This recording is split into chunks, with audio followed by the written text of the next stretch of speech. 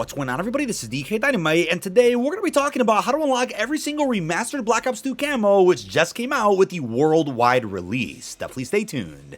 Now, we're also going to be talking about some other camos that may end up dropping during the preseason window, which you guys may not have seen yet. But as a reminder, folks, you no longer need the New Zealand trick to actually hop into BO7. The game is available worldwide on every single platform. Before we jump into some zombies Easter eggs and then back to endgame, I did want to make a video talking about some cosmetics before we end up getting busy with a ton of other videos this weekend. First and certainly foremost, we have the Vault Edition Mastercrafts. Unfortunately, we weren't able to use these during the beta, nor did I get to see them over at COD Next, so everybody's first time inspecting these Mastercrafts was just a couple of hours ago. Of course, we have 5 different Mastercrafts available. I'd say arguably these are probably the best Vault Edition Mastercrafts we've gotten over the last couple of years for the premium edition of the new COD. Let me know how you feel in the comments though. Are these inspects better than the ones that we got last year for Black Ops 6? Of course, we have a Mastercraft for the Peacekeeper, we got one for the Dravik, one for the M10 Breacher, one for the VS Recon Sniper, and lastly, one for the Flatline melee weapon. Don't forget, if you do own the Vault Edition, you'll no longer have to actually unlock the base versions of either of the weapons that I mentioned, since any cosmetic blueprint for any weapon will automatically permanently unlock said weapon for use in any game mode.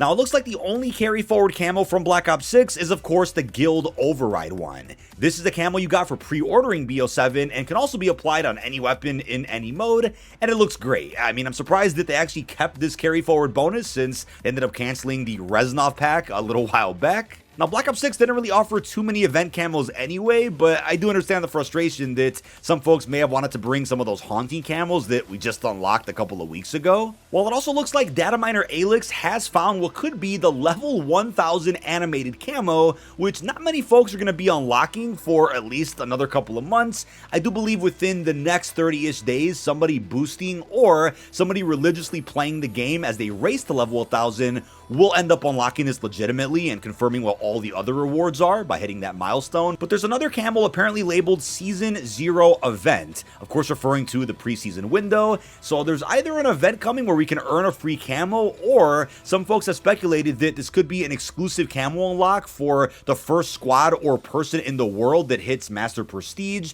There's obviously a race to Master Prestige going on right now, as we've seen for many Call of Duties in a row, and Activision publicly endorses it. So there could be a rare scenario where maybe a reward is given out for the first individual or clan that manages to hit Prestige Master within the next couple of days. Now, I'll tell you what's really strange though. In the zombies menu, there is a Pack-a-Punch camo tab that's been added and does contain a couple of challenges that I believe could be bugged. I'll of course follow up on this in a future zombies video once we do learn more information, but it kind of looks like the Gurad Krovi Pap camos are meant to come back in a bit of a new way.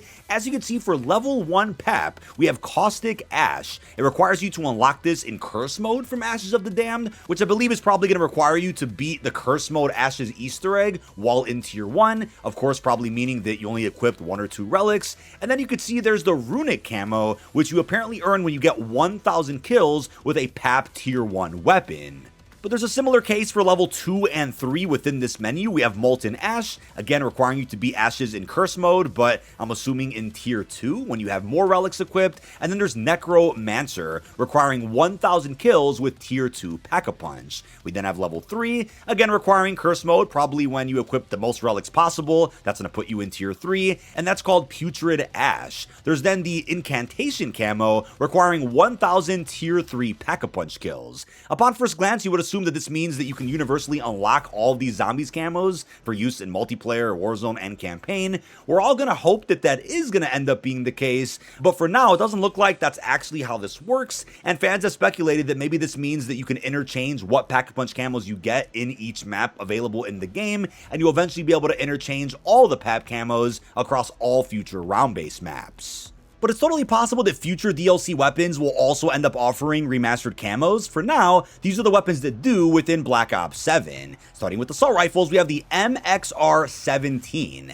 Head over to Weapon Prestige, and as you can see, we have the Skulls camo, first seen in BO2, which you will unlock at Prestige 1. Again, some of the camos that are remastered aren't necessarily from the personalization packs that cost money back in the day. Some of these were actually part of the regular weapon grind back in 2012. We then have Dia de Muertos, another great looking camo that may even glow in the dark. Gotta test this out on a couple of maps, but as a reminder, upon unlocking these camos for just this weapon, you'll be able to use these camos on any other weapon in the game. These three, of course, are the same for every weapon prestige. However, we then have level 250, the max level for this rifle. This will give you the Afterlife camo, an absolute gem back from BO2 Zombies. I'm also aware that there was a variation of Afterlife as one of the mastery camo choices inside of BO6 Zombies. Not quite the same. This is, of course, a 1-to-1 to the original. The next assault rifle that does feature a remastered BO2 camo is the Peacekeeper. Not the best weapon in this game, at least not yet, but still an iconic weapon. Prestige 1 is going to give you the... what camo is this? Don't really recognize it too much. Prowler. Can't remember when you actually unlock this one, but it's, of course, a still looking camo. And then for level 250, we have Cyborg. Again, one of the all-time absolute fan favorite camos that people bought up quite a bit back in 2013 when this one came out.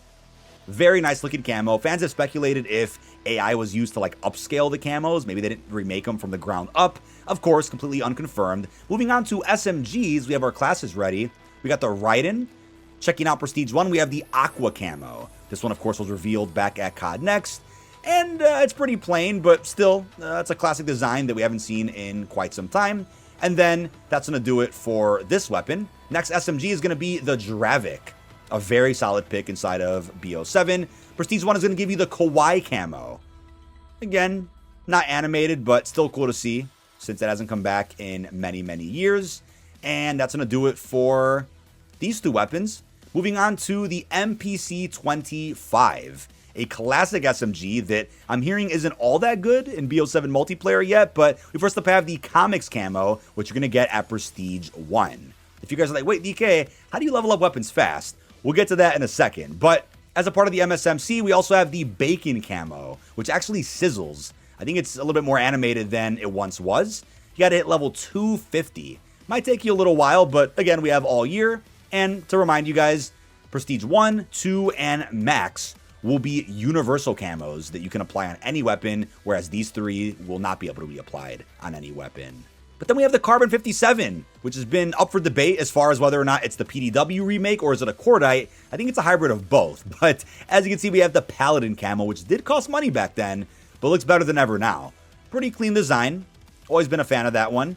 And that's going to do it for the BO2 camos. Real quick, if you're like, wait, how do you level up weapons quickly? Well, first off, we have double weapon XP tokens, which can now be put to a much better use, which all carried forward from BO6, as long as you're playing long objective matches and optimizing your strategies, getting mastery badges, getting other camos unlocked, and just using that weapon to the best of your ability. You're going to level up these weapons pretty darn quick. On top of the fact that you have faster progression as you prestige a weapon, so it's just going to get easier and easier over time. On top of the fact that I believe there's a 25% weapon progression boost that they've applied since the end of the beta, so you're going to be able to get this done faster than I think you guys think.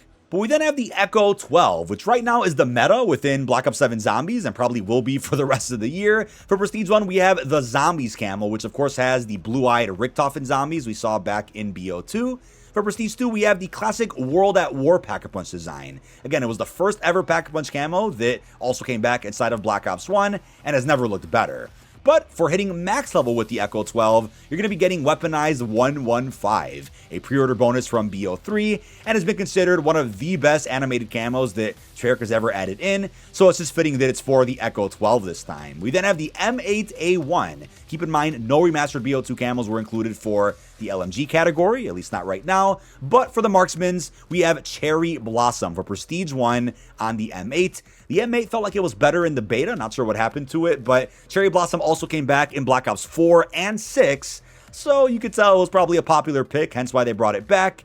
And for max level on this weapon, we're going to get the infamous Dragon camo, which is animated, and I'd say typically for every level 250 that you reach for a certain weapon, you're probably going to be getting an animated camo, and this one right here was arguably one of the most popular, if not the most popular camo back in BO2, maybe just underneath those zombified camos that we've already talked about. But coming towards the end here, folks, we have some BO2 camos on our pistols. Starting with the Coda 9, aka the Cap 45, we have Art of War. It's not animated, but honestly, it should be. That has some potential here. Still, pretty cool design, fits the Toshin multiplayer map. And then we have Benjamins. This one also cost money back in the day, no pun intended. It's pretty iconic. Haven't seen a camo like this in just about any other COD, really, that I can remember. But last, certainly not least, we have the Jaeger 45. As you guys can see, Prestige 1 is the Ronin camo. Looks pretty damn sweet. Nice little design etched on there. And is that it? Yep, that's going to do it for every single Black Ops 2 camo currently in BO7. But that is about it. This has been dkdynamite. Leave our thoughts down below in the comment section. What other camos do you guys want to see return with future DLC weapons? Which weapon are you going to be grinding first, considering that there's quite a few great choices here as far as the remastered camos go? Leave our thoughts down below. Really hope you've enjoyed, and peace out, everybody.